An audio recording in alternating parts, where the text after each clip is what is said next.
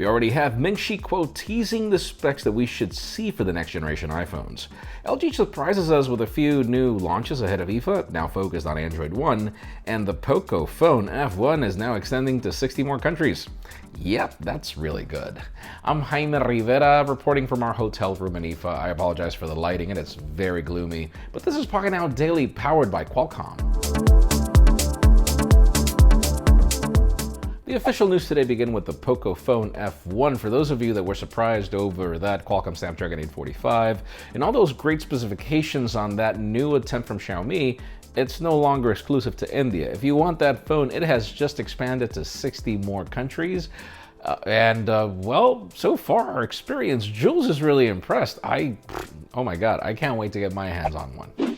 Now, for those of you that had set your calendars for October 3rd, it seems that it's now going to be more like October 9th. We're not exactly sure what the problem is, but apparently Google has found some hurdles in the production of the Pixel 3, Pixel 3 XL. It could be that stolen shipment that I still feel is not stolen, or whatever the case may be. But yeah, it seems that we'll be seeing some sort of delays. I hope that doesn't mean manufacturing delays that will end up making us get the phone really late.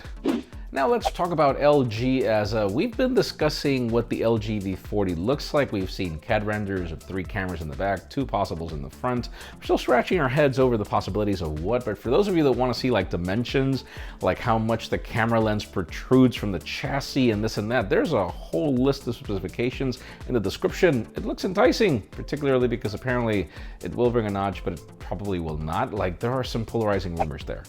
Now, let's continue talking about LG. The company has just surprised us with 2 new G7s. Yes, 2 new LG G7s, but this time they're not the typical LG phones that we're used to. Whereas the G7 Fit, for example, is powered by a Qualcomm Snapdragon 821, in addition to premium mid-ranger specs. And then we have the LG G7 which follows on the fact that apparently it doesn't bring the whole user interface that we're used to seeing from LG, and instead it's powered by Android One, so no bloatware.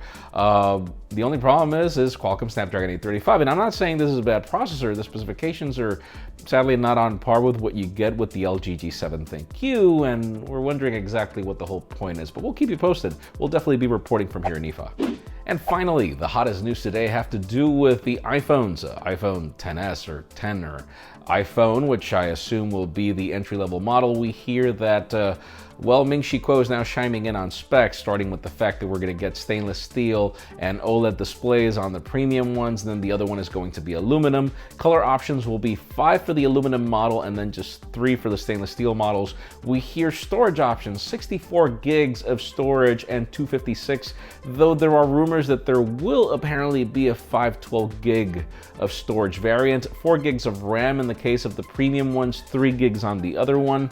Now, probably the most interesting part is that cameras don't change. A lot of other specifications remain the same with this iPhone. So in today's question, let us know, what do you think? I mean, do you think that Apple could just continue doing the same thing for another year, particularly in the case of cameras?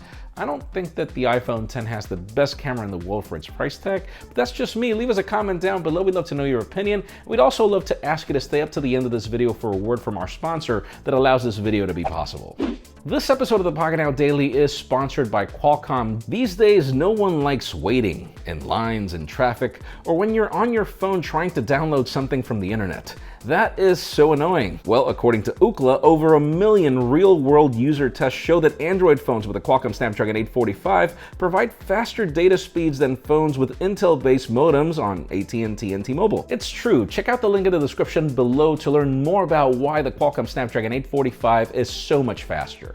Friends, again, if you want to get the news earlier, follow us on Pocketnow.com and subscribe to both our channels, English and Spanish, for more videos like this one. You can follow me on Twitter, Jaime_Rivera, on Instagram at Jaime Rivera.